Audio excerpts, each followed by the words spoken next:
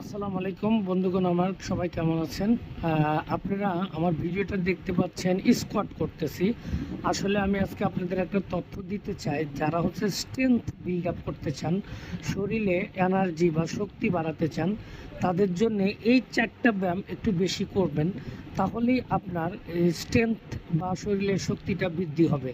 এগুলো স্কোয়াট, এরপরে সেকেন্ড দেখেন আমি লেগ প্রেস করতেছি। আপনারা যারা নতুন, আপনারা অবশ্যই ট্রেনারের হেল্প নিয়ে, এটার সুন্দর একটা ফর্ম আছে, ওই ফর্ম দেখে আপনারা আস্তে আস্তে মারতে থাকবেন। প্রথমে অল্প ওয়েট দিয়ে মারবেন, এরপর গ্র্যাজুয়ালি আস্তে আস্তে বাড়াতে থাকবেন। লেগ প্রেসটা অনেক ভালো কাজ করে। আর আপনি যতই বয়স হয়ে যান না কেন, আপনি সব কিছুর ব্যায়াম ছেড়ে দিলেও লেগস, আপনি তারপরে রান, দৌড়, এগুলো ব্যায়াম ছাড়বেন না। বিশেষ করে লেগসটা স্ট্রং রাখবেন। দেখেন আমি মারতেছি এখন ডেডলিফট। আমি যদিও বেশি করে মারতেছি, আমিও প্রথম দিকে আস্তে আস্তে শুরু করে এরপরে আমি স্ট্রেংথটা আমি বাড়াইছি। আমার বডি ওয়েট মাত্র 67 কেজি, কিন্তু আমি 200 কেজি ডেডলিফট মারতে পারি, তো বেঞ্চ মারতে পারি, তারপরে স্কোয়াট। এভাবে আমি কিন্তু একদিনে করতে পারি নাই, এটা আস্তে আস্তে আমি গেইন করেছি। আপনাদেরও এইরকমই গেইন হবে আস্তে আস্তে, ধৈর্য ধরে আপনারা করলে।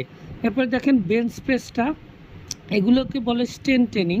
এগুলো আপনি যদি জিমে গিয়ে আপনি যদি একটু কার্ডিও করে যদি এই ট্রেনিংগুলো করেন, তাহলে আপনার ওয়েট লসও হবে, আপনার হচ্ছে মাসেল পাওয়ার বাড়বে এবং স্ট্রেংথ, শরীরের স্ট্রেংথ বাড়বে।